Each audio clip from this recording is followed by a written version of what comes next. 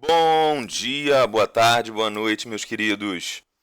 Agora é pra valer, agora começou, hein? A gente vai entrar agora de fato em conteúdo novo através desse formato virtual e a gente já começa com um dos temas mais importantes e, na minha visão particular, um dos mais interessantes do conteúdo de história, na passagem da Idade Moderna para a Contemporânea, que é a Revolução Industrial. Tá? Só que a Revolução Industrial ela tem raízes muito antigas e muito profundas na Inglaterra. Então a gente vai ter que voltar bastante no tempo antes da Revolução Industrial para que o modo como essa Revolução Industrial aconteceu faça sentido. Então, o nome dessa videoaula aqui, que vai ser dividida em vários blocos, tá? A gente vai ter várias partes, não vai dar para falar de tudo isso num vídeo só de 50 minutos, a gente vai ter vários vídeos picotando, partindo desse conteúdo. Esse tema, eu estou dando o nome de das revoluções inglesas à Revolução Industrial. Então, a Revolução Industrial, você já percebe pelo título, ela tem uma íntima relação com a realidade inglesa. A Revolução Industrial começa como um fenômeno inglês. E para entender como esse fenômeno acontece, a gente tem que voltar ao que está acontecendo na Inglaterra. Mas eu já estou me antecipando. Vamos começar a nossa aula pelo básico, tá? Vamos introduzir, conceituar, caracterizar, localizar a Revolução Industrial. A gente está chamando aqui de Revolução Industrial um processo de substituição do trabalho humano por máquinas.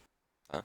Então, toda vez que você tem um processo de mecanização, de automação, você está experimentando uma revolução industrial. A primeira revolução industrial que a gente vai ter contato, tá? É a Revolução Industrial Inglesa de meados do século XVIII. Muita gente chama isso de primeira fase da Revolução Industrial ou de primeira Revolução Industrial. O que isso quer dizer? Alguns especialistas entendem que a Revolução Industrial como um todo é um fenômeno único, complexo, tá? Crescente, progressivo, constante, e aí você tem várias etapas dentro desse único processo. Uma primeira etapa, uma segunda etapa, uma terceira etapa. E aí você está dando o nome de fases. Primeira fase, segunda fase, terceira fase. Outros estudiosos vão entender que cada uma dessas revoluções industriais tem algumas características próprias, particulares, então são revoluções industriais diferentes. Isso agora aqui para a gente é uma discussão pouco importante. Tá? Não muda muito para o teu entendimento agora. Tentar compreender, tentar decidir se você acredita que é um único grande processo progressivo ou que são vários fenômenos distintos. Isso para você não tem muita importância nesse momento, não precisa se preocupar com isso. Mas então o que a gente está vendo aqui agora é que a gente vai ter na Inglaterra, século XVIII. O que é o século XVIII? É o período compreendido entre o ano de 1701 ao ano de 1800. Isso você já deve saber, é uma informação bem básica. Tá? Mas o século XVIII ele vai de 1701 a 1800. Em meados desse período, mais ou menos ali por volta de 1750, mais ou menos, a gente passa a ter esse processo de máquinas automatizadas fazendo o trabalho que antes era feito por seres humanos lá na Inglaterra. Essas máquinas elas vão usar a energia a vapor, tá? E essa energia a vapor vai ser possível devido à utilização do carvão como combustível. Você usava nessas máquinas uma fornalha, tá? Essas máquinas elas compreendiam uma fornalha, onde você jogava o carvão, gerava fogo. Esse fogo, né, da fornalha aquecia a água dentro de uma caldeira e essa caldeira fazia com que a água presente ali dentro virasse vapor, se expandisse e ocupasse maior espaço. Tá? E aí, essa tentativa do vapor de água ocupar maior espaço gerava uma pressão interna dentro da caldeira. Essa pressão interna que apontava para todos os lados dentro da caldeira, tinha dentro da caldeira ali, né, uma peça, um mecanismo chamado pistão. Esse pistão é uma peça móvel interligada à caldeira, e aí quando o vapor quer se expandir ali dentro da caldeira, ele empurra o pistão para cima para poder sair. Isso libera um pouco do vapor, tá? Mas isso provoca um movimento para cima desse pistão. Esse pistão sobe, um pouco do vapor é liberado, e aí a pressão diminui e o pistão cai. Aí o calor continua acontecendo ali dentro da caldeira, mais água em estado líquido vai se transformando em vapor, e isso faz com que você tenha novamente mais vapor ali dentro, mais pressão, e esse processo se repete. Então essas máquinas a vapor funcionavam assim, com calor transformando água líquida em vapor, tá? Fazendo a água passar do estado líquido para o gasoso, aumentando a pressão dentro da caldeira, e essa pressão empurrava um mecanismo chamado pistão, e esse movimento ele era repetitivo. Tá?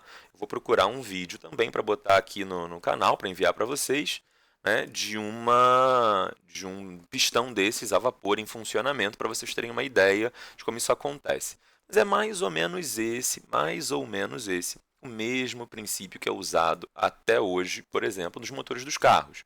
Embora você tenha algumas pequenas diferençazinhas em termos de combustível, onde acontece o processo de queima do combustível, se é fora da caldeira, né, fora do motor ou dentro do motor, mas basicamente essas máquinas a vapor da primeira revolução industrial, elas vão ter esse processo, né, de queima de combustível, normalmente combustível fóssil, e aí esse combustível queimando gera muito calor, que muda o estado físico da água, e isso faz com que a pressão ali gere um movimento. Então é o ser humano usando um fenômeno da natureza, que é o fenômeno da combustão, para produzir um movimento e usando esse movimento em prol da produção de mercadorias. Tá? Olha que incrível, né, a capacidade, a genialidade dos seres humanos de pegarem alguma coisa da natureza, moldar, mudar, transformar e utilizar isso para melhorar a sua vida. Tá? Dá para a gente marcar o dia, mês e ano, pegar a certidão de batismo, de nascimento da Revolução Industrial e dizer, olha, foi no dia 13 de maio de 1747? Não, não dá para fazer isso. Tá? A gente tem máquinas sendo criadas ao longo desse período, mas do momento em que a máquina é criada até isso, de fato, entrar na economia, até que os empresários de fato adquiram essas máquinas, modifiquem a sua forma de produzir mercadorias, isso é um processo lento. Isso é um processo que em algumas regiões começam primeiro e outras vão ter esse processo depois. Você olha para o mundo hoje, as tecnologias hoje, elas são igualmente distribuídas por todo o planeta? Será que todo o planeta Terra hoje, em todas as regiões, interior da África, nas estepes asiáticas, ali na região da Mongólia, sei lá o quê, todas as regiões do planeta têm o mesmo nível tecnológico ao mesmo tempo? Não. Tá? Então esse processo de difusão da tecnologia ele é lento, ele é gradual. Então é por isso que é muito difícil você dizer, olha, aqui começou a Revolução Industrial. Houve um momento em que as pessoas olharam para a Inglaterra e falaram, caramba, tá cheio de máquina por tudo que é canto aqui na Inglaterra, fazendo o trabalho que antes era feito por seres humanos. E essa percepção ela vai acontecer na segunda metade do século XVIII. Tá? Então a gente vai dizer que ao longo de meados ali do século XVIII, esse processo de introdução das máquinas na produção começa a ocorrer. Mas nesse momento, o que você está se perguntando é o seguinte, tá, eu agora sei o que é esse processo de revolução industrial, né? É a substituição da manufatura, em latim manus significa mão, fatura fazer, né? Ou seja, feito com as mãos de um ser humano, é a substituição da manufatura pela maquinofatura. Maquino vem de máquina, fatura fazer, feito com máquinas. Então eu deixei de fazer mercadorias, a princípio, o primeiro setor, tá? Que vai se industrializar na Inglaterra, que vai ter máquinas para produzir aquela mercadoria, é o setor têxtil, é a fabricação de tecidos. Então a gente passa a ter tecidos na Inglaterra que antes eram fabricados, né, por fiadeiras, por mulheres tecelãs, que alinhavam fios individualmente, cada fiozinho paralelo, tá? Fios verticais, E aí depois elas iam entremeando, entrelaçando fios horizontais por cima do primeiro fio vertical, por baixo do segundo fio vertical, por cima do terceiro, por baixo do quarto, e assim por diante de forma alternada. Era uma pessoa que fazia isso com as suas mãos. Agora tem uma máquina que faz isso, né? Olha que bacana. Isso está acontecendo na Inglaterra agora, a partir da metade do século XVIII, usando carvão, usando energia a vapor. Aí você vai fazer a pergunta: por que na Inglaterra? Por que no século XVIII? Por que será que a Revolução Industrial não aconteceu na Inglaterra no século XV? Por que não na Inglaterra no século X? Por que não na China no século XVIII? Né? E aí você vai responder: óbvio, né? É porque antes desse momento ninguém conhecia as vantagens, as propriedades incríveis e úteis da energia a vapor. Eles não sabiam que era possível, antes disso, usar o vapor para produzir um movimento de um mecanismo e, com isso, aplicar a produção. Né? Óbvio, foi na Inglaterra no século XVIII, porque foi na Inglaterra no século XVIII que inventaram essa máquina que fazia esse prodígio. Na verdade, não. Conhecia-se já essas propriedades do vapor, usava-se mecanismos, né? Com energia a vapor ali para fazer um movimento, desde a antiguidade. Grécia e Roma já se possuía esse conhecimento teórico. Então, o ponto aqui a entender é que não basta só você ter aquela tecnologia. Tá? Era necessário que condições políticas, econômicas, sociais, geográficas, logísticas estivessem presentes simultaneamente. E aí, da união desses vários fatores, desses vários elementos, a gente vai conseguir fazer esse processo de industrialização. Tá? Então, na Inglaterra, a gente vai ter como fator político que permitiu essa revolução industrial ocorrer no século XVIII a chegada da burguesia ao poder no século XVII, no século precedente. Tá? Como fator econômico, a chamada acumulação primitiva de capitais. O que é a acumulação primitiva de capitais? É um processo de acúmulo de capital através do chamado capitalismo mercantil, capitalismo comercial. Esse processo ele vai ocorrer, como você já deve ter estudado, a partir ali das grandes navegações, da expansão marítima, até antes disso mesmo, ali no finalzinho da Idade Média, você já tinha a chamada burguesia acumulando capitais. Tá? Eles vão fazendo comércio. Né? É o capitalismo mercantil, porque é um capitalismo baseado no comércio. Aí, óbvio, é meio bobo, mas todo capitalismo envolve comércio. Tá? Mas quando a gente fala de capitalismo mercantil ou capitalismo comercial, lá no século XV, XVI, a riqueza era produzida pelo mero deslocamento de uma mercadoria de uma região em que ela tinha baixo custo e essa mercadoria era deslocada para uma outra região onde ela tinha altíssimo custo. Tá? Então, alguém se deslocava pelo planeta Terra, ia de um lugar para o outro, buscava uma mercadoria, pagava baratinho por ela, levava ela para outro lugar em que ninguém mais tinha aquela mercadoria para vender, aí você podia cobrar um preço altíssimo, porque ninguém tinha aquela mercadoria para vender. É exatamente isso que os portugueses vão fazer, por exemplo, no comércio de especiarias. Eles vão lá nas Índias, né? Eles vão lá no subcontinente indiano, vão adquirir as especiarias por um preço baixo, porque lá na Índia tinha muita especiaria, todo mundo tinha, não era tão caro. Então compravam um monte bem baratinho, levavam lá para a Europa. E aí você vê que nesse processo de simplesmente transportar a mercadoria do ponto A ao ponto B, não há nenhum trabalho humano envolvido de transformação daquela mercadoria. Você não precisa fazer nada com a especiaria, você não precisa moer, triturar, nada. Você só pegou ela de um canto, levou para o outro. Assim era a produção de riqueza nesse primeiro momento do capitalismo, tá? Esse capitalismo mercantil. E isso vai gerando um processo de acumulação de capitais.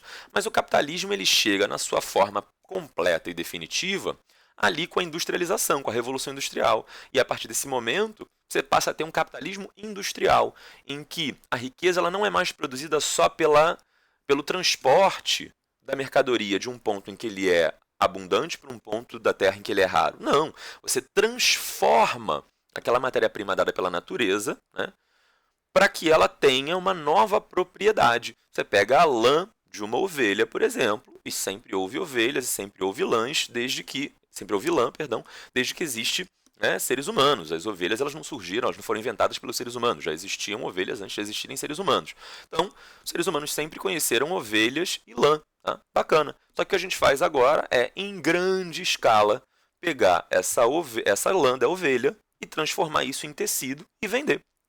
Então, tem um processo de transformação agora envolvido naquilo que a natureza te fornece e um processo mecanizado de transformação daquilo que a natureza oferece. Tá? E aí você começa a gerar muito mais capital do que antes. Então, por isso que a gente fala que o capitalismo, né, a partir da Revolução Industrial, ele tem um processo de acumulação de capital. Mas a acumulação de capital que veio antes disso, que precedeu e que permitiu que essas indústrias, que essas fábricas, que essas máquinas fossem criadas, a gente chama isso de acumulação primitiva de capitais. Tá? É uma primeira acumulação de capitais. Sempre reforçando aquilo que vocês têm a mania de confundir. Ah, professor, eu sei o que é capital. Capital é dinheiro. Não, capital não é dinheiro. Tá? Capital é dinheiro que gera mais dinheiro. Ou melhor dizendo, capital são recursos econômicos que geram riqueza. Pode ser dinheiro, mas pode ser uma máquina também. Se você pegou dinheiro e comprou uma máquina, ok, é capital, né? Se essa máquina gerar mais riqueza no futuro. Se eu, por exemplo, pego um valor, 50 mil reais, adquiro um veículo, compro um carro, uso esse carro para me deslocar aos finais de semana com a minha família até o shopping. Isso não é capital. Aqueles 50 mil que eu usei, o veículo, não são capital. Porque eles não vão gerar mais riqueza, eles vão me gerar só despesa. No entanto, se eu adquiro um carro com 50 mil reais, eu me cadastro num aplicativo de transporte de passageiros, e aí, com este carro que eu adquiri, eu começo a transportar passageiros daqui para lá e ganho dinheiro com isso, então o carro é capital. E os 50 mil que eu usei para adquirir esse carro também foram capital, porque estão produzindo mais riqueza. Então, capital é riqueza que gera mais riqueza. Tá? O capitalismo, portanto, é um sistema no qual a riqueza passada ela é acumulada e usada para gerar mais riqueza futura. Tá? É simples assim. Capital não é dinheiro. Se eu tenho R$ 1 no meu bolso, isso é capital? Não sei. Depende. Não estou falando necessariamente de grandes valores. Pode ser R$ 1, simples assim, R$ 1. Se eu pego esse R$ 1, compro bala num distribuidor, 10 centavos cada unidade de bala. Tá? Vou até o sinal, até o semáforo e começo a revender essas balas. Comprei 10 balas com R$ 1, 10 centavos cada uma. Eu começo a revender ali no sinal cada uma dessas balas por 20 centavos. Suponha que eu revendi todas. Eu vou ganhar R$ 2. Aí eu pego esses R$ 2, vou novamente, né, à casa do biscoito, compro R$ 2 em bala, 10 centavos cada uma, eu vou comprar 20 balas. Vou novamente até o semáforo, vendo essas 20 balas, né, que eu comprei por 10 centavos cada uma, eu vou vender cada uma por 20 centavos, eu vou ganhar R$ 4. Eu estou dobrando o dinheiro que eu tenho. Né? Isso seria um investimento maravilhoso. Você está ganhando o dobro do que você investiu. Você tem 1 milhão, você vai ganhar 2. Você tem 2 milhões, você vai ganhar 4. Você tem R$ 10, você vai ganhar 20. Tá? Isso é uma lucratividade enorme, absurda. Tá? Então, isso é capital. Se eu pego R$ 1, vou à casa do biscoito, compro 10 balas e como as balas, eu vou ter cárie. Eu não vou ter mais riqueza futura. Tá? Então, eu não vou aumentar a minha riqueza. Então, não é capital. Capital não é sinônimo de dinheiro ou de riqueza. Tá? Normalmente, vocês falam dinheiro pensando em riqueza. Na verdade, capital é riqueza passada, acumulada, que eu uso para gerar mais riqueza futura. É dinheiro que eu juntei, que eu acumulei, e aí eu vou usar para produzir mais riqueza e ganhar mais dinheiro ainda no futuro. Tá? Olha como eu gastei um tempão para falar desse fator econômico, mas é um fator importante. Essa acumulação primitiva de capitais ela é fundamental para a Revolução Industrial acontecer. Tá? Além disso, a gente vai ter um fator social importante para permitir o desenvolvimento da Revolução Industrial na Inglaterra, que foi o surgimento de uma classe social de indivíduos despossuídos, uma classe despossuída. O que eu quero dizer com a palavra despossuída? Uma pessoa que não tem posses, uma pessoa que não tem capital. Tá? Então, eu preciso que uma classe não tenha capital, tá? Um grupo de indivíduos não tem capital, e esse grupo de indivíduos, pobre, ele se oferece para trabalhar para aqueles indivíduos que têm capital acumulado. Foi necessário acontecer isso na Inglaterra. Né? Você tem uma classe de indivíduos que perderam as suas posses, perderam o seu capital e se colocaram ao trabalho da outra classe social que havia acumulado capital. Essa classe que só tinha, que não tinha mais capital, que estava despossuída, ela só tinha a sua força de trabalho presente, a energia física do seu corpo presente, e ela também possuía os seus filhos. Tá? Os seus filhos que ela ganhava o suficiente para alimentar a si, para comprar comida para si, mas também comprar comida para os seus descendentes. Porque quando esses indivíduos, essa classe despossuída, morresse, né, quando essas pessoas alcançassem a velhice e tal, desaparecessem, os seus filhos chegariam à idade adulta e passariam a trabalhar dentro desse sistema econômico.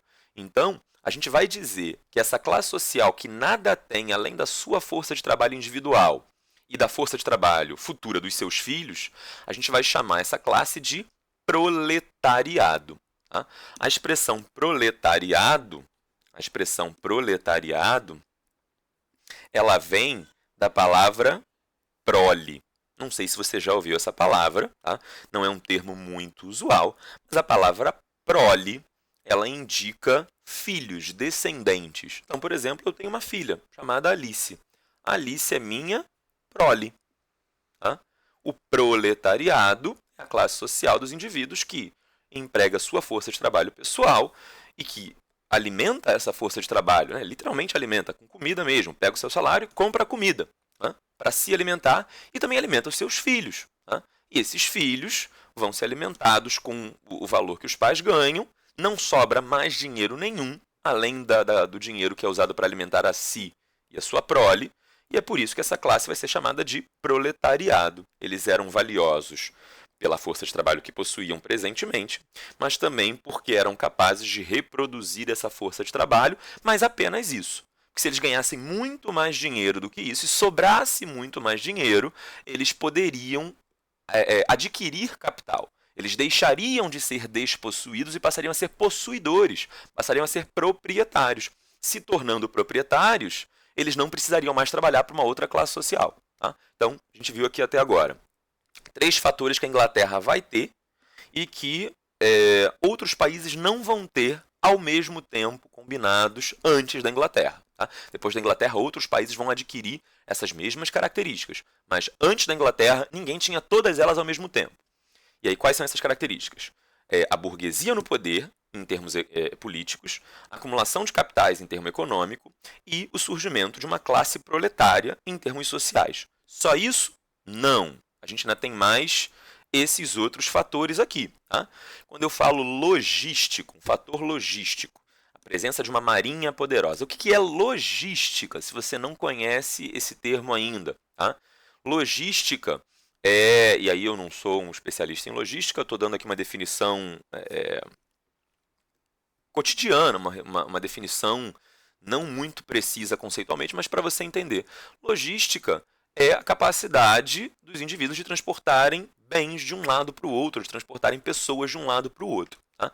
A Inglaterra ela tinha uma importância logística muito grande. A Inglaterra tinha uma marinha muito poderosa. Até hoje isso acontece, e naquela época também já acontecia. A maior parte do comércio mundial é feito por via marítima. Tá? Os oceanos são as estradas, metaforicamente, aí, as estradas entre aspas, pelas quais a riqueza é transportada. A maior parte do comércio global hoje, século XXI, é feita pelos oceanos.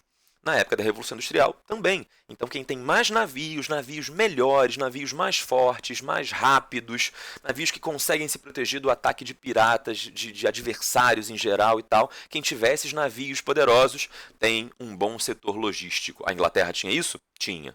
A Inglaterra tinha uma marinha poderosíssima. Vamos explicar como essa marinha poderosíssima vai se desenvolver. Tá? Fator científico. A Inglaterra vai ter uma revolução tecnocientífica. Tecnocientífico aqui, né? De tecnologia, de técnica, né?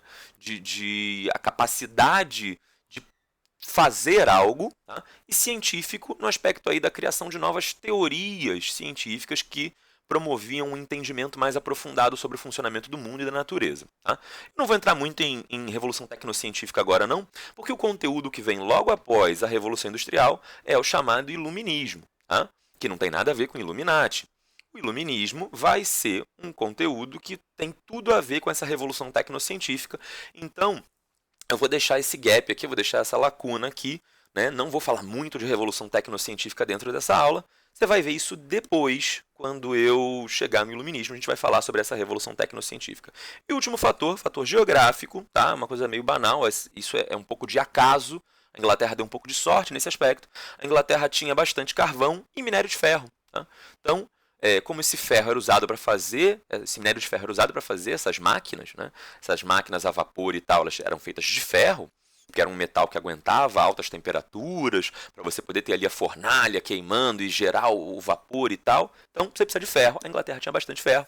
E mais do que ferro, a Inglaterra tinha muito carvão. E a gente já acabou de falar, né, minutos atrás, que o carvão foi o combustível usado para fazer o movimento dessas máquinas, né? A transformação da água do seu estado físico líquido para o seu estado gasoso, que move ali os mecanismos. Então, a Inglaterra tem esses 6 fatores simultaneamente. Não são os únicos fatores, mas são, na minha visão, no meu entender, os mais importantes. A Inglaterra reúne os 6 ao mesmo tempo no século XVIII. A China não reuniu esses fatores ao mesmo tempo ali no século XVIII, reuniu depois. A Inglaterra não tinha conseguido reunir esses fatores antes do século XVIII. É por isso que a Revolução Industrial não aconteceu na China no século XVIII. É por isso que não aconteceu na Inglaterra no século XIII. Por quê?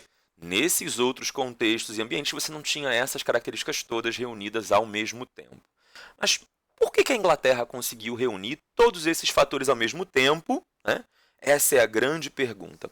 A gente vai ter que voltar muito no tempo agora para ver as raízes históricas dessa questão.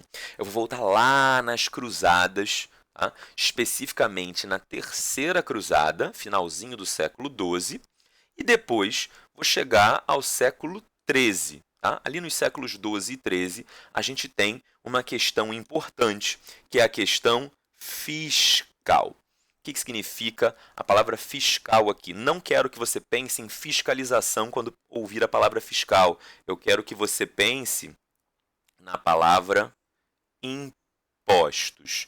Pensou em alguma coisa fiscal, é alguma coisa referente a impostos, referente a tributos. O valor que o Estado cobra dos cidadãos para que o Estado possa manter, executar as suas funções. Então vamos lá para a Terceira Cruzada. A Terceira Cruzada ela foi chamada de Cruzada dos Reis. A gente vai ter nessa cruzada a ação importante de 3 países, tá? E os seus respectivos reis envolvidos diretamente, presencialmente ali nas cruzadas. Eu estou falando do rei Filipe na França, do imperador Frederico Barba-Ruiva, do Sacro Império Romano Germânico, um país que não existe mais, seria hoje mais ou menos a soma do que a gente entende como, na nossa cabeça, a Alemanha, ali abaixo da Alemanha, Áustria e Suíça, e abaixo da Áustria e da Suíça, o norte da Itália. Isso era mais ou menos o Sacro Império Romano Germânico, ali na época da Terceira Cruzada. Tá?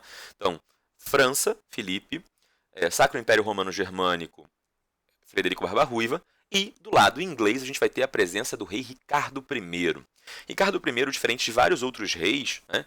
Normalmente os reis eles ficavam ali na retaguarda, ficavam lá de longe, onde era mais seguro, dando as ordens do que aconteceria no campo de batalha. Ricardo não. Ricardo ele era mais destemido, até meio maluco, né? meio corajoso. A coragem em excesso às vezes é meio maluquice, né? O Ricardo, ele corajoso demais, ele se metia ali onde a batalha estava mais violenta, mais sangrenta, ele ia com tudo. E por isso diziam que ele lutava como se dentro do seu peito batesse o coração de um leão. Então ele vai ser apelidado como Ricardo, Coração de Leão. Ele era um rei guerreiro. Tá? Dos, sei lá, quase 10 anos que o Ricardo Coração de Leão governou, a maior parte, bota aí uns 90% do seu reinado, ele passou fora do território inglês, envolvido em diversas guerras, em diversos conflitos.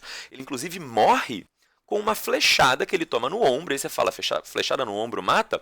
Não necessariamente, mas essa flechada em questão estava envenenada. Tá? Essa flecha estava envenenada. Então, para você ver, ele era um cara que estava lutando num ponto do campo de batalha que ele estava ao alcance das flechas inimigas. Ele não estava lá atrás escondidinho, não. E aí o Ricardo Coração de Leão adorava se envolver em guerra, em batalha, lutava para cá, lutava para lá e tal. E essas guerras prolongadas em que o Ricardo colocou a Inglaterra geravam custos elevadíssimos. Tá? O governo precisava de dinheiro para pagar os soldados, para pagar as flechas, para pagar as armaduras, as espadas, o mantimento que esses soldados iam comer ao longo do tempo, medicamentos, para pagar o transporte do lugar em que eles estavam até o campo de batalha, enfim. Então tudo isso custa muito. De onde o governo, de onde o Estado tira dinheiro para sustentar essas guerras, o Estado tirava dinheiro dos impostos. Né? O Estado sempre tira dinheiro dos impostos até hoje. Qualquer guerra que aconteça hoje, se um país qualquer entra em guerra, ele vai usar dinheiro dos impostos para financiar essa guerra. Né? Então, lá naquela época também acontece o mesmo. Tá? E só que como o Ricardo ele era um rei muito aguerrido, ele lutava sempre, o tempo inteiro, ele estava sempre numa nova guerra, numa nova guerra, numa nova guerra. Isso gerava custos muito elevados, acima do normal. Tá? Ricardo morre sem ter se casado e sem ter herdeiros. Tá? Então ele não tinha filho, quer dizer, sem ter herdeiros não, ele tinha herdeiros, mas ele não tinha filhos, sem ter descendentes, melhor dizendo. E aí quando ele falece, o herdeiro, sim, ele tinha herdeiros, mas ele não tinha filhos. O herdeiro que assume o trono depois dele é seu irmão, tá? O rei João Sem Terra. Você vai me dizer, João Sem Terra? Mas que nome esquisito para um rei, né? Os reis todos recebem nomes bonitos. Fulano Magno, Fulano Augusto, Fulano Coração de Leão, Fulano Belo, Fulano Corajoso. Esse aqui vai receber o nome de João o Sem Terra? Né? Que nome depreciativo. Na verdade, acontece que o João era o 8º filho, era o filho mais novo da família. E aí todo mundo falou, cara, esse moleque aí é o 8º na linha sucessória. Né? A chance dele ganhar alguma terra, dele ter algum reino, algum território para si, é praticamente zero. Acontece que por uma dessas coincidências, desses acasos do destino, os irmãos mais velhos, todos do João, foram falecendo, né, e não foram deixando descendentes. E o trono acaba no colo dele, né, de forma meio que inesperada a princípio, mas o João, que era chamado de Sem Terra, acaba se tornando de fato o rei da Inglaterra. Ele ganha todas as terras da Inglaterra, né, justamente porque, sendo mais novo e tal, os outros irmãos mais velhos se envolviam em conflitos, morriam de doença, sei lá o que, e ele por acaso sobreviveu e ganhou as terras todas. Tá? O rei João Sem Terra, ele cobra impostos muito altos, porque a Inglaterra está toda endividada com essas guerras. Acontece que o rei João Sem Terra ele não era tão poderoso quanto os reis anteriores a ele. Tá? Ele tinha uma posição em que ele dependeu de muitas articulações políticas para conseguir chegar ao poder e tal, e isso deixava ele numa posição um pouco vulnerável. Resultado, os nobres ingleses se reúnem, tá? Os barões, chamados barões ingleses, a nobreza inglesa, tá? Se reúne e impõe ao João a obrigação de assinar um documento chamado Magna Carta. Magno, em grego, significa grande, importante. Tá? Então, a carta grandiosa, a carta importante. Carta aqui não é uma carta que você vai enviar para um parente seu distante. Ah, bom dia, como é que você está, meu querido? Que saudade de vocês. Não, não. Carta aqui tem o sentido de documento. Tá? Então, é o documento magno, o documento mais importante da Inglaterra ali no século XIII. Esse documento vai ser assinado no século XV, tá? E esse documento, sim, é a base da questão fiscal que eu quero trabalhar com vocês aqui. Esse documento, ele limitava os poderes do rei. Qual era o limite aos poderes do rei? Vários limites, mas tem um aqui que interessa para a gente. Tá? Era o direito de instituir impostos. O rei da Inglaterra não podia criar impostos a partir desse momento sem ter a prévia concordância dos nobres.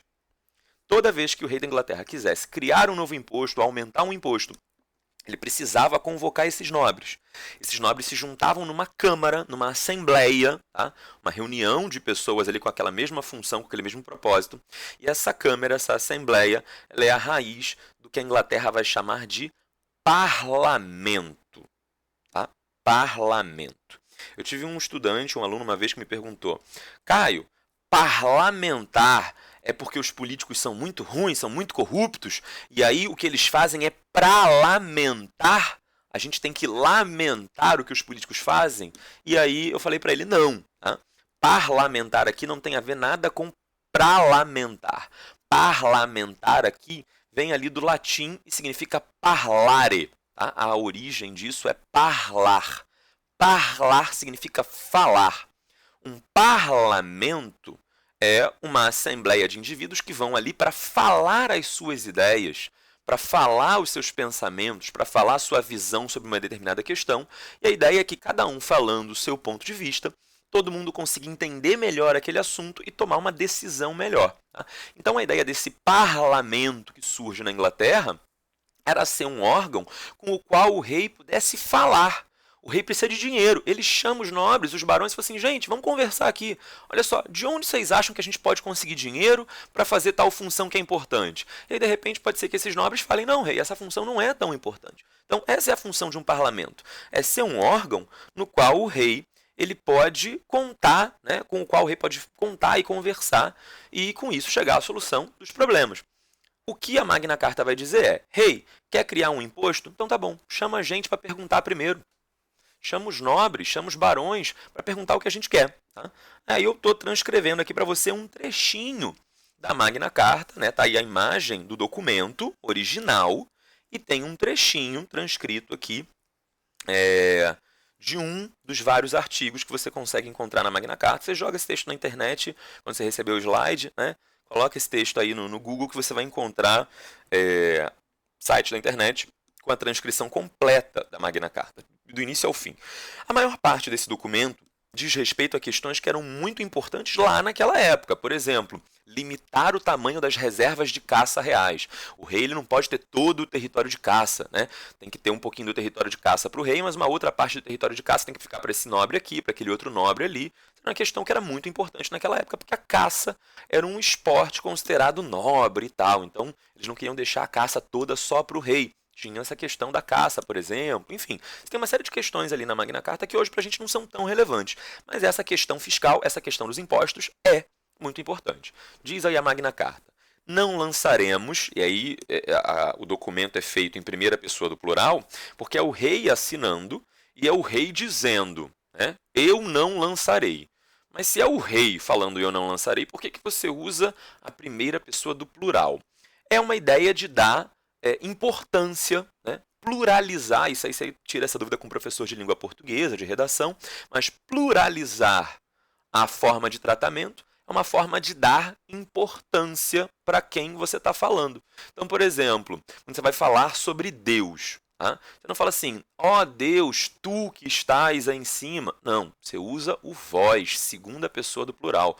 Ó Deus, vós que estáis aí em cima, olhando por mim, sei lá o quê. Então, você pluraliza para dar a noção de importância. Aqui é a mesma coisa. Tá? É o rei falando, só trata do rei esse documento, né? Quer dizer, é só o rei que está falando, é composto pelos nobres, em primeira pessoa do plural, porque é o rei quem vai assinar, é o rei quem vai se comprometer a fazer isso, e é plural para mostrar que o rei era muito importante. Então, é como se o rei estivesse dizendo, eu não lançarei taxas ou tributos sem o consentimento do Conselho Geral do Reino. O que é esse Conselho Geral do Reino? O parlamento. E esses tributos não excederão, não ultrapassarão limites razoáveis. De igual maneira se procederá quanto aos impostos da cidade de Londres. Então o rei está dizendo assim, olha, se eu quiser criar imposto, eu chamo vocês aqui e pergunto, e ainda assim eu prometo que, ainda que vocês autorizem, o imposto não vai ser uma coisa muito alta não, vai ser um negocinho tranquilo que é para todo mundo conseguir pagar sem ficar em dificuldades econômicas. Então você vê que é uma preocupação fiscal muito grande nesse momento na Inglaterra. Tá? Acontece que, e aí agora a gente dá um pulo no tempo, pula aí para 200 anos depois, para mais de 200 anos depois, na verdade, né, a gente vai para a chamada dinastia Tudor. Tá? A gente pulou agora do século XIII, no momento da criação da Magna Carta, lá em 1215, e a gente chegou no século XV, tá? Quando a dinastia Tudor chega ao poder. O que é uma dinastia? É a sucessão de membros da mesma família no poder. Tá? Então vem o Chiquinho, tá? O Chiquinho da Silva.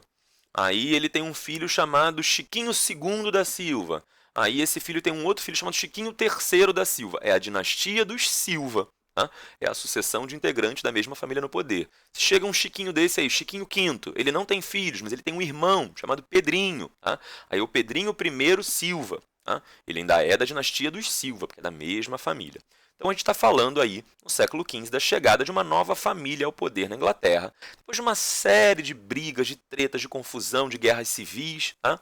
Vai ter uma nova família chegando ao poder. A família Tudor. tá? Quem são os bambambãs, assim, os grandes nomes dessa família Tudor, tá? Tem vários reis Tudor, mas tem dois nomes que se destacam. O Henrique VIII, você talvez já tenha ouvido falar dele lá na época da Reforma Protestante. Ele é o criador da Igreja Anglicana.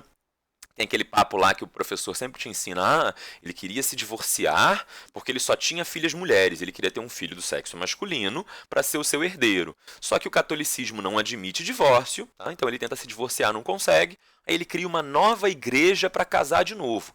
É verdade, ele cria uma nova igreja para casar de novo, mas há outros motivos tão importantes quanto, ou talvez até um pouco mais, sobre por que ele cria essa nova igreja. A gente fala disso se precisar mais lá para frente, mas o Henrique VIII é um dos reis mais importantes dessa dinastia Tudor. E depois a sua filha mais nova, tá? Elizabeth I Tudor, tá? Também é uma rainha extremamente importante desta dinastia. Vamos tentar entender então o que a dinastia Tudor fez de importante, de relevante aqui pra gente. A gente está falando dela aqui agora. A princípio, tá? A dinastia Tudor, ou a maior parte dos monarcas Tudor, eles encontraram formas de conseguir dinheiro sem precisar pedir impostos novos. Por quê? Esses monarcas Tudor, tá? Eles estão tentando fortalecer na Inglaterra o absolutismo monárquico.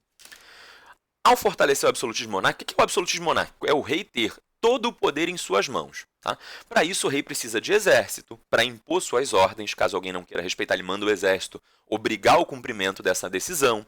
O rei precisa ter funcionários espalhados para fiscalizar, tá? O reino, a aplicação das leis. O rei precisa ter tribunais, já que você tem uma lei dizendo X, né? Se alguém não cumpre, acontece o que com essa pessoa? Tem que ter uma punição para essa pessoa, então tem que ter um tribunal para fazer um julgamento, tem que ter uma marinha, tá? Tem que ter a construção de portos para que esse reino possa fazer mais comércio e ganhar mais riqueza e tal. E para tudo isso, o rei precisa de dinheiro. Tá? Então, para o rei realmente se fortalecer, ele precisa de recursos econômicos para fazer essas coisas. Qual é o objetivo do cara ao fazer essas coisas? Ganhar mais poder. Só que na Inglaterra você tem um paradoxo. Por quê? O rei, para ter um exército e ficar poderoso, ele precisa ter dinheiro. E aí, normalmente, nos outros países, os reis criavam impostos. Pegavam o dinheiro dos impostos e contratavam os exércitos. Só que na Inglaterra, se o cara tiver que cobrar um imposto, ele tem que pedir autorização prévia do parlamento. Ora, como é que o cara vai ser poderoso se ele precisa pedir autorização primeiro para fazer alguma coisa? Imagina, você é todo poderoso para sair da sua casa a hora que você quiser, desde que você peça para sua mãe. Então, peraí, você não é tão poderoso assim. Se você tem que pedir para alguém autorização para aquilo acontecer, você não é tão poderoso assim.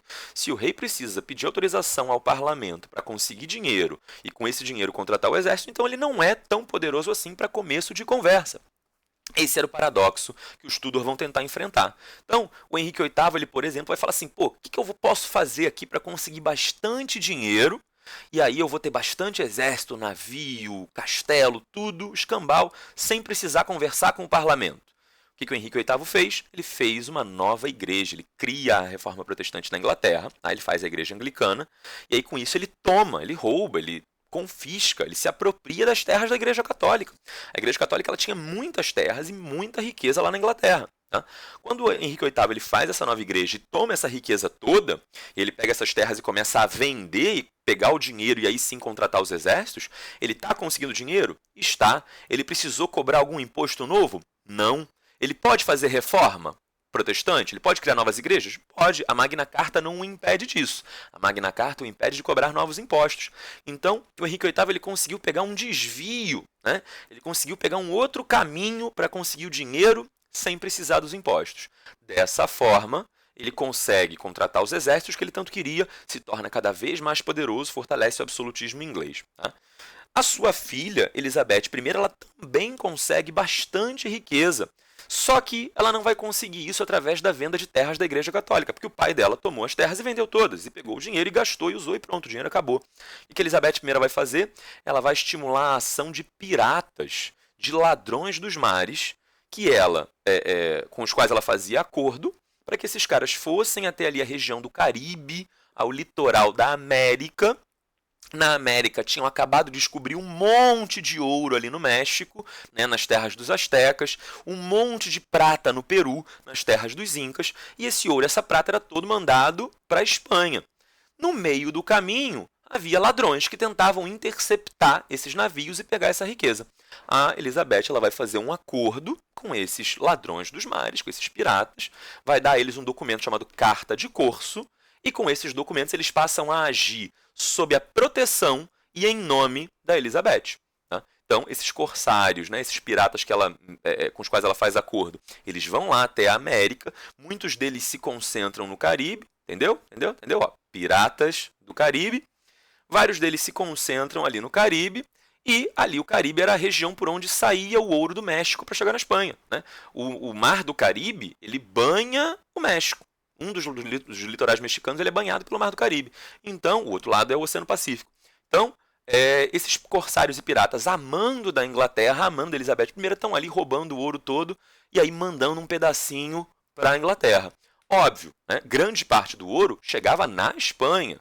O que se roubava era uma fração, era um pedacinho do ouro, mas era suficiente para Elizabeth conseguir contratar os seus exércitos sem precisar cobrar impostos novos e, portanto, sem pedir autorização do parlamento. Sacou? Esses reis Tudor eles são extremamente importantes porque eles se tornam poderosos contornando a Magna Carta, sem precisar passar por ela. Tá? Só que isso traz na Inglaterra uma questão religiosa. Escuta rapidinho, e agora você não precisa se preocupar muito em memorizar nada disso aqui não, mas entende. Tá? A princípio, Henrique VIII era católico. Tá? Ele vai ser católico até criar a Igreja Anglicana. Ele vai criar a Igreja Anglicana e fazer a sua reforma em 1534, e aí ele se torna anglicano a partir daqui. Quando ele morrer, ele vai ser sucedido pelo seu filho Eduardo VI, que vai governar pouquinho tempo. O garoto morreu ainda na adolescência, não chegou a completar nem 20 anos. Tá? O garoto também era anglicano. Então, você tem um cara que era católico, vira anglicano, passa poder para o seu filho, que também é anglicano. Tudo tranquilo. Houve uma mudança de religião e pronto, todo mundo está se entendendo. Acontece que quando Eduardo VI morre, só sobram filhas mulheres do Henrique VIII. Tá? Ele tinha ali duas filhas que estão disputando o poder, uma mais velha e uma mais nova. Tá? O problema é quem tem direito legal, dentro desse contexto dessa época, a ser a nova rainha. A filha mais velha. A filha mais velha do Henrique VIII, né, irmã mais velha do Eduardo VI, ela era mais velha que o Eduardo VI, o Eduardo VI era o filho mais novo de todos. Essa filha mais velha era a filha do primeiro casamento do Henrique VIII. E aí, se você lembrar, o Henrique VIII, no seu primeiro casamento, ele ainda era católico. Então, ele se casou com uma católica. Por isso, a mãe dessa menina era católica e a menina, que era Maria I, também se tornou católica. Olha a confusão aqui armada. Os ingleses eram católicos, viraram anglicanos, continuaram sendo anglicanos mais um pouquinho, aí voltaram a ser católicos. O problema é que em cada mudança dessa de religião, a religião anterior se torna proibida. E os seguidores dessa religião anterior eles são atacados e mortos. A Maria I, inclusive, né, que vai ser chamada de Maria Sangrenta, ou em inglês Bloody Mary, né, e aí você já está pensando em ir para o banheiro e falar Bloody Mary na frente do espelho, né? Segura a onda aí, espera a aula chegar no final, depois você vai atentar contra a sua vida. Então, a Maria I, a Bloody Mary, ela acaba virando essa figura meio que lendária aí das lendas urbanas e tal, mas o que motiva essa ideia de dizer que ela é sanguinária, né? De ela vem e mata e sei lá o quê? É porque ela, sendo católica, ela manda matar os anglicanos da Inglaterra. As pessoas elas tinham que ou voltar a ser católicas, mudar de religião, ou disfarçar a sua verdadeira opção religiosa. Sendo anglicanas no seu coração, elas precisavam dizer que eram católicas. E a Inglaterra começa a matar, né, indiscriminadamente por questão de perseguição religiosa. Por isso ela é chamada de Bloody Mary. Tá? Bloody, em inglês da Inglaterra, significa sangrento, mas também é uma espécie de xingamento. Tá? É uma coisa meio que ofensiva. Tá? Você fala bloody alguma coisa, bloody hell, né? Bloody qualquer coisa. Bloody é meio que ofensivo. Então também era uma forma de alfinetar a Maria I. Para você ter uma noção do nível de violência, tá? Dizem aí os estudiosos da literatura que a Maria I, a Bloody Mary, ela influenciou a criação da chamada Rainha de Copas na história da Alice no País das Maravilhas. Sim, aquela Rainha de Copas que fala, cortem as cabeças, cortem as cabeças. É porque justamente a Maria Sangrenta, a Bloody Mary, Maria I, ela mandava cortar a cabeça de todo mundo que não seguisse a opção religiosa dela. Olha o problema. Ela começa a perseguir todo mundo, isso gera uma enorme insatisfação. Tá? Quando a Maria I morrer em 1558, tá? Ela vai ser sucedida pela sua irmã, a filha que sobrou do Henrique VIII, Elizabeth I, que era exatamente anglicana. Tá vendo o problema? Tá parecendo uma sanfona, vai e vem, vai e vem. É católico, aí vira anglicano, aí vira católico, aí vira anglicano, aí vira católico, aí vira anglicano. Você precisa saber isso de cor? Pelo amor de Deus, é claro que não. Não se preocupe em memorizar qual rei era de qual religião em qual momento. Disso tudo que eu te falei agora, você guarda uma coisa na sua cabeça. Que coisa é essa? Na Inglaterra, religião dava muito problema. Isso vai gerar uma questão religiosa na Inglaterra. Essa questão leva a uma série de conflitos, a uma série de brigas. E aí isso vai continuar ao longo dos séculos seguintes na Inglaterra. E toda vez que um rei inglês ameaçava cair um pouquinho para o lado do catolicismo, isso gerava uma enorme tensão, uma enorme preocupação na Inglaterra inteira. Então você vai ter uma série de brigas por motivação religiosa na Inglaterra. Estamos entendidos até aqui, até a questão religiosa? Gente, espero que sim. A gente chega aqui ao final do nosso primeiro tempo de aula, tá? Espero que tenha ficado claro, mas se não ficou, você pode mandar mensagem falando o que você não entendeu, tá? Comenta aqui embaixo. Eu não entendo muito bem como é que funciona o YouTube por enquanto, ainda estou aprendendo, mas eu acho que você pode comentar. O que eu fiz foi travar os comentários para minha prévia aprovação. Então, a princípio, você pode olhar escrever os comentários, eles não vão aparecer imediatamente, mas eles vão aparecer para mim. Aí eu vou olhar se você não está usando uma linguagem inadequada, falando, né, termos vulgares e tal, se você fez a pergunta ali certinho, usou uma linguagem bacana, não ofendeu ninguém e tal, eu libero a sua pergunta para aparecer e escrevo uma resposta embaixo. Ou se for uma coisa muito longa, eu gravo um outro vídeo de resposta. Tá? Então, se ficou dúvida aqui, você pode, por favor, mandar mensagem, escreve aqui embaixo que eu respondo, tá bom? Queridos, tudo de bom, beijos, abraços, fiquem bem, se cuidem e não esqueçam, lavem bem as mãos. Tchau, tchau.